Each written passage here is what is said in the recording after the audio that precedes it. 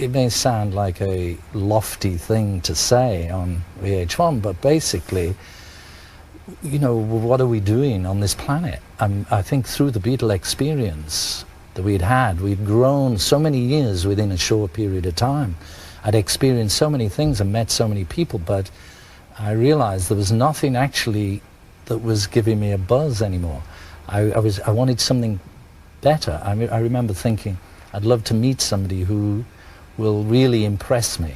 I don't mean because somebody like, you know, Burt Lancaster, because he was in a movie. Right. I mean, I met Burt Lancaster and he impressed me on that level, but I meant somebody who could really impress me.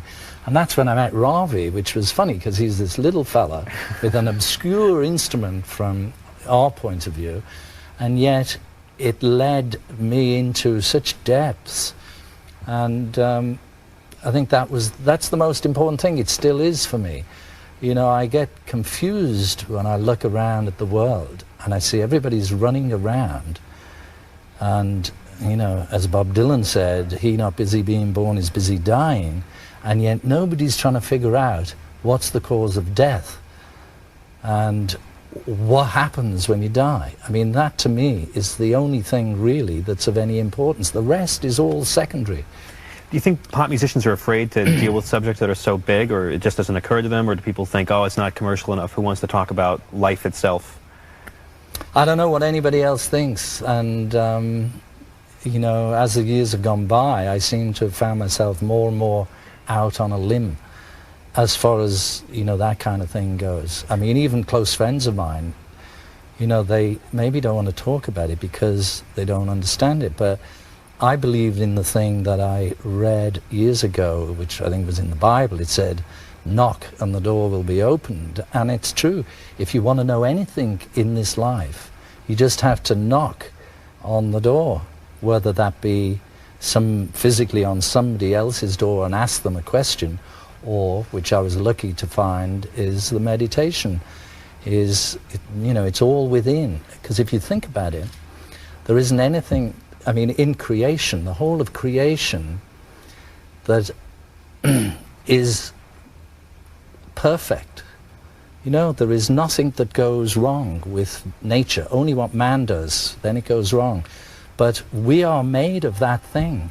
The very essence of our being, of every atom in our body, is made from this perfect knowledge, this perfect consciousness, but superimposed on that is through, if I can use the word, the tidal wave of bull that goes through the world. It's cable, you can say that. Yeah, so there's this, we're being barraged by, you know, by bull. But not only that, the way the world is structured, or the way creation is structured, we have duality, which says yes, no, good, bad, loss, gain, birth, death. And it's this circle that you get trapped in. It's like the Memphis Blues again. And that's the hardest thing to to understand. What is causing both of these things? What's causing day and night, good and bad? It's all the cause, and this is the effect.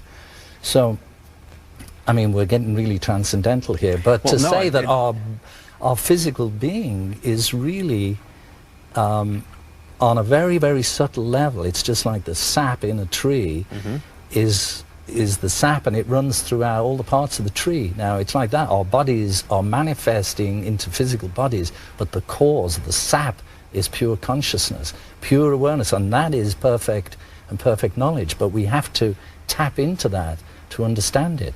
And that's really why, for me, this record's important, because it's another little key to open up the within for each individual to be able to sit and turn off your mind, relax, and float downstream.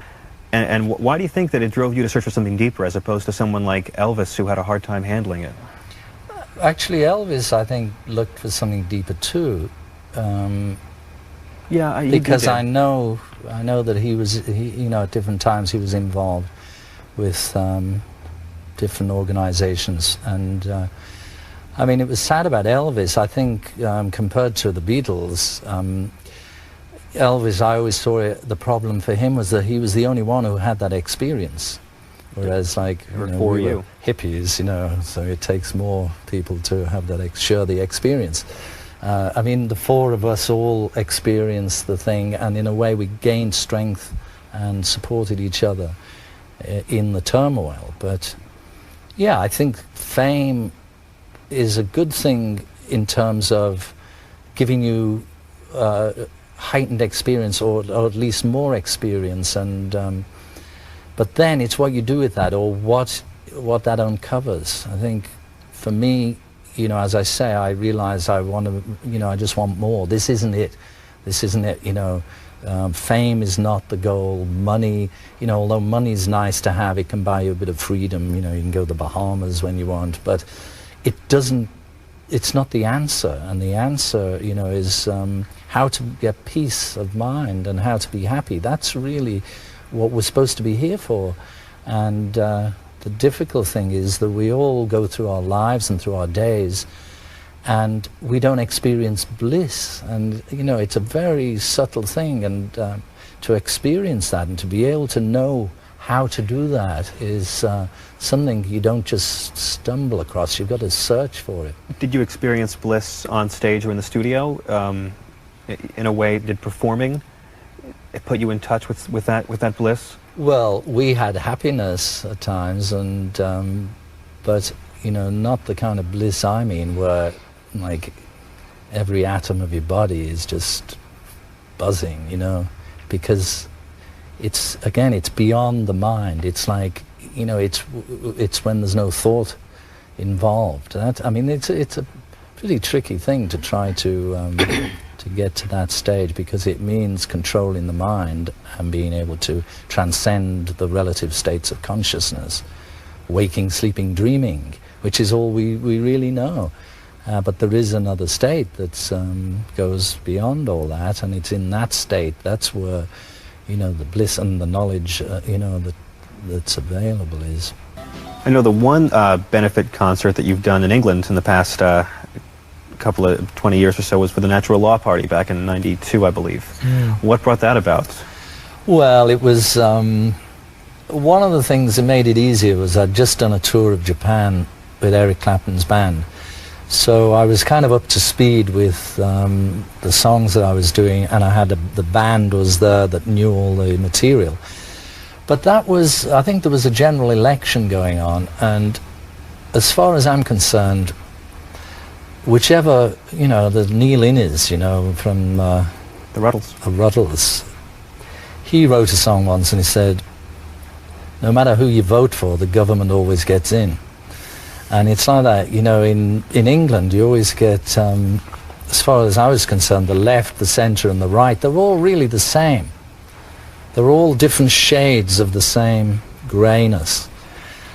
And although it was a long shot, you know, Maharishi tried to get these people formed together into a party which would be called the Natural Law Party, which was the same Maharishi Mahesh Yogi. And the idea behind it really is to have consciousness as the basic thing, because if really, you know, we get in government, or we get in any situation in life, we get the reflection of our own consciousness. We can't really complain about what we have, because that is us. It's a reflection of our own being. Now, if we could have people who are actually conscious in a spiritual sense, then all the underlying problems to society, I mean, it wouldn't be able to change just overnight, but over a generation or two generations, you could have things where, for instance, say in England, and I'm sure it's the same here, you get disease. So you've got a lot of expenditure on hospitals and on fixing up people who have disease.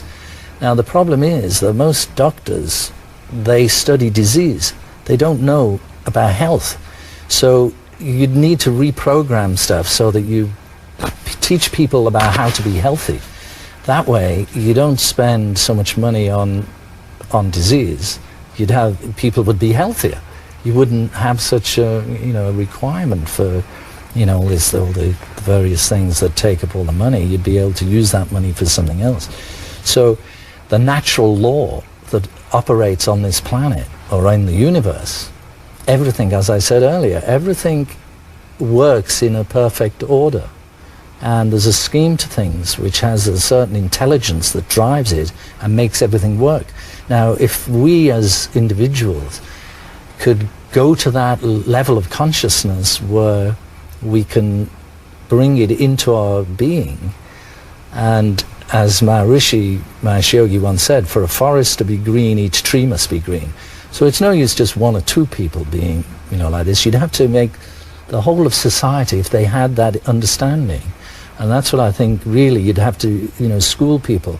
Right from being children, teach people about their health, about their bodies, about consciousness, because it's all to do with consciousness. Raise the level of consciousness, and then everything automatically becomes better. Do you think it can happen, or do you think people are totally on autopilot too much? It can happen, but it's something which will take a long, long time, generations of people. I mean, if you look now, just through, say, from the 60s or the 50s, there's a lot more people, thanks to, say, Indian music, thanks to rock and roll music, who have got much more understanding. You go out there on the street now, you can find Indian spice shops, Indian restaurants, and places to go for yoga, for meditation. There's a much higher awareness, generally, on those kind of things. And so it is seeping through. I mean, where did all the really good hippies go when they all dropped out? They're driving Volvos, George. Well, I don't think all of them are. I think a lot of them are, have brought up, there's probably 2 generations of kids now who are much more open to that type of consciousness, and they've been brought up by, being vegetarian or whatever, that helps the society become, a much more balanced. It's all to do with the balance. We've got too much extreme going on. You're optimistic. You have to be optimistic, yeah. Me too. Yeah. I just it's so funny because when you talk to people, it's down the middle. Those who think it's getting better, those who think it's getting worse, and those who think it's reflected in the music in all cases. But it is getting better and worse, because that's the nature of relativity. Good and bad, good and bad. But the individual, if the individual gets that consciousness, then it doesn't matter, because in a way you can retain the balance between the good and the bad. Because really, good and bad are the same. They are. Yeah. It's the same sort of thing. So it's like in the middle is the safe path.